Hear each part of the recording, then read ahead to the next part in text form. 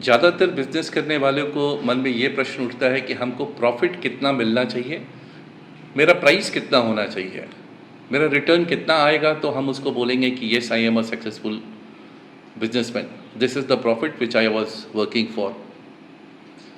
इस प्रश्न का बड़ा सिंपल सा जवाब है, इसको हम रिस्क और रिटर्न के रूप में देखते हैं।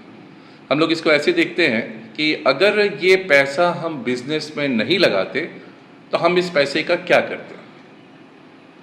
99% केस में हम लोग उसको बैंक के एफडी में रख देते, और मान लीजिए अभी का एफडी का जो रेट है, एफडी में हमको 8% पर एनम का मिल रहा है, यानी 8% सालाना मिल रहा है। तो मेरा जो भी रिटर्न बिजनेस से होना चाहिए वो 8% से ज़्यादा का होना चाहिए। अगर मेरा बिजनेस एकदम सेफ है तो हम कहेंगे कि ठीक है भाई, 12% 15% रिटर्न ऑन इन्वेस्टमेंट। हम यहाँ पे वर्ड यूज़ कर रहे हैं return on investment. That means कि अगर हम बिजनेस में इतना पैसा लगाए हैं, जो पैसा लगाए हैं उसका कम से कम हमको 12% मिलना चाहिए, अगर मेरा बिजनेस एकदम सेफ है तो। लेकिन एक लेमैन व्यू में इसका हम ये नहीं बोलेंगे कि इसका कहीं पर थ्योरेटिकली दिया गया है, लेकिन बिजनेस में हम मानते हैं कि अगर हम रिस्क ले रहे हैं तो हम कोशिश करेंगे कि नॉर्मल प्रॉफिट जो हमारा होगा 8% अगर इंटरेस्ट रेट है तो रिटर्न ऑन इन्वेस्टमेंट 3 टाइम्स यानी 24% या 1-2% कम ज़्यादा जो भी होगा उतना भी हमारा होगा, तो हमारा बिजनेस को हम एक सक्सेसफुल बिजनेस मानेंगे। क्योंकि अल्टीमेटली तो हम रिस्क ले रहे हैं। अगर हम रिस्क नहीं लेते तो हमको 8% मिलता, तो रिस्क ले रहे हैं तो रिस्क का रिवॉर्ड हमको मिलना चाहिए।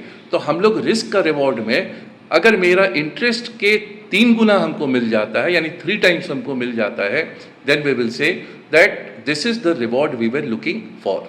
अगर आप बहुत रिस्की काम कर रहे हैं तो वो 4 गुना हो सकता है, 5 गुना हो सकता है। अगर बिजनेस में रिस्क ही नहीं है तो वो 8% हमको नॉर्मल मिलता, फिर 10% 12%, जनरली 12% हम लोग मान के चलते हैं रिटर्न ऑन इन्वेस्टमेंट। एकदम सेफ बिजनेस में 12% हो, और रिस्की बिजनेस है तो कम से कम 3 गुना यानी 24%, 2% प्लस माइनस।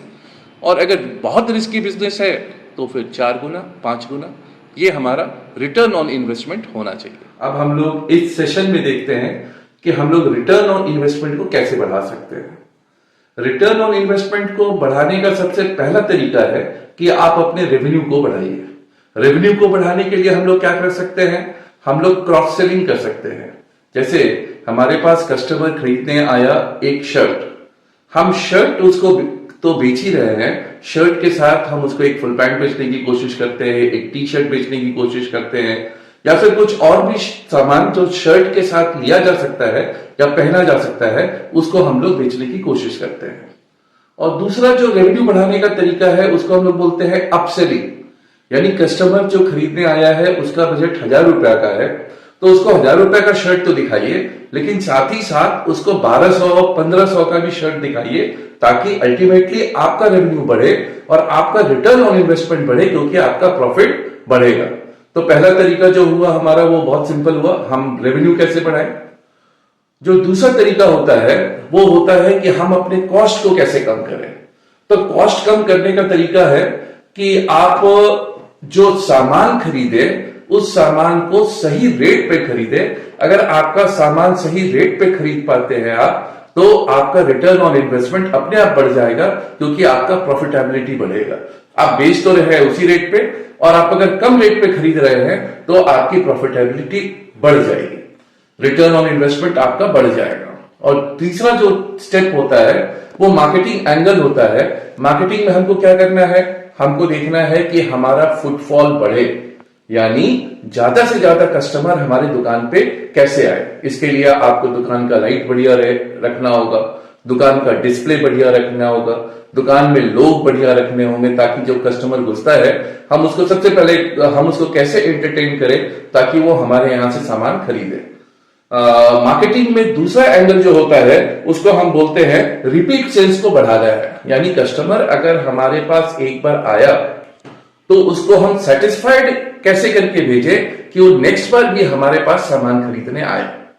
तो ये 3 स्टेप अगर हम फॉलो करेंगे तो प्रैक्टिकली बेसिक स्टेप्स है ये, जिससे हमारा रिटर्न ऑन इन्वेस्टमेंट बढ़ाया जा सके।